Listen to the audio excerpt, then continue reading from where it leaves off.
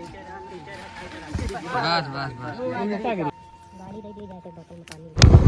Hello नमस्कार दोस्तों, मैं वाइल्ड लाइफ एक्टिविस्ट और आज आपको ऐसा रेस्क्यू की कहानी बताने जा रहा हूँ जो बहुत ही दर्दनाक है, बहुत ही दुख भरी है। और ये रेस्क्यू आशीष सिंह जी ने हमें ठैनपुरवा से दिया है। और ये कई दिनों से पड़ा हुआ था, मिल नहीं रहा था। सांड एक्चुअल में बहुत ही बड़ा था।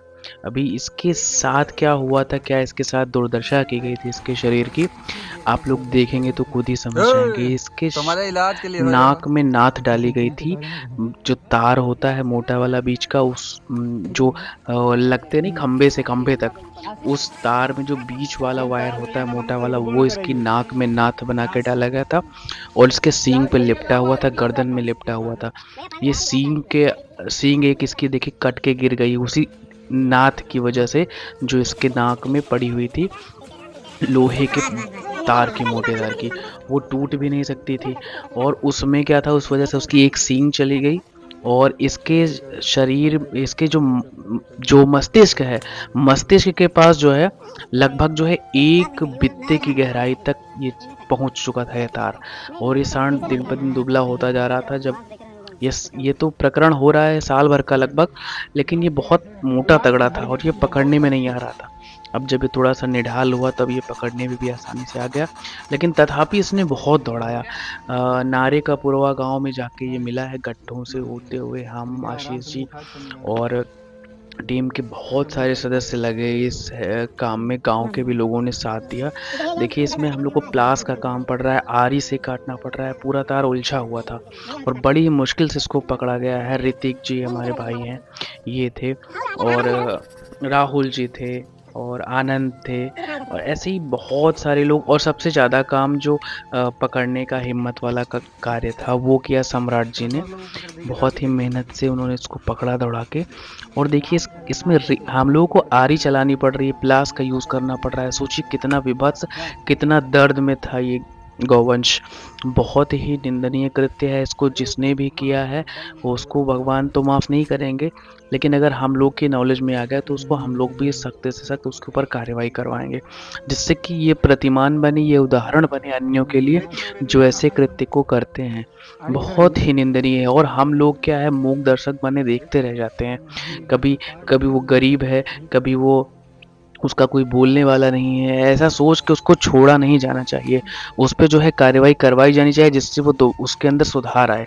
और अन्यथा की स्थिति में वो फिर चलता रहेगा, वो अनवरत चालू रहेगा उस व्यक्ति का कार्य।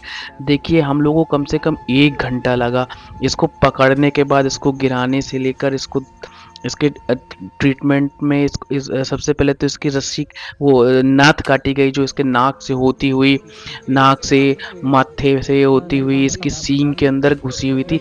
इसके जो मस्तिष्क है उसके पास भी लगभग 1 बित्ते का जो है तार, ये देखिए तार ये निकला हुआ है कि कितना कितना मोटा और कितना बड़ा तार था।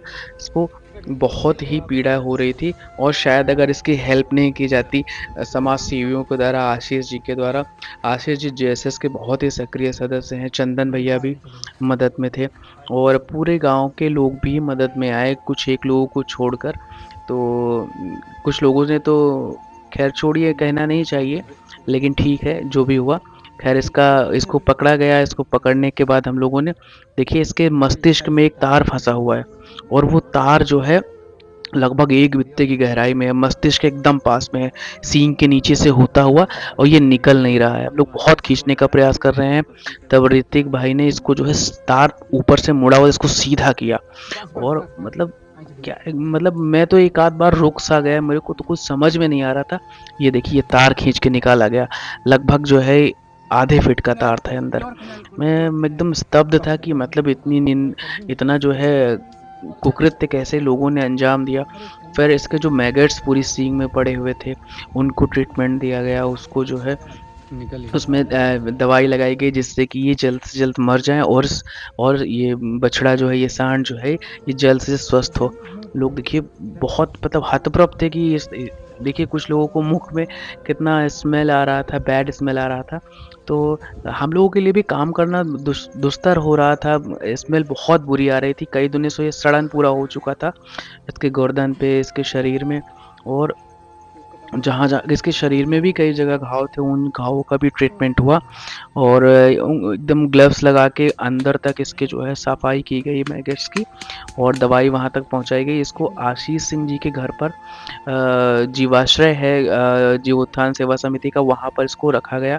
चारे पानी की व्यवस्था आशीष भाई देखेंगे और जब तक ये स्वस्थ नहीं हो जाएगा पूरा एनजीओ इसका जो है इसकी देखभाल में रहेगा और जो भी हमें सरकार से मदद लेनी होगी दवाइयों से लेकर डॉक्टर के उपलब्धता की, वो सारी हम लोग ले लेंगे और भगवान से प्रार्थना है कि जल्द से स्वस्थ हो और आप लोगों से निवेदन है चैनल को सब्सक्राइब कर लें। धन्यवाद।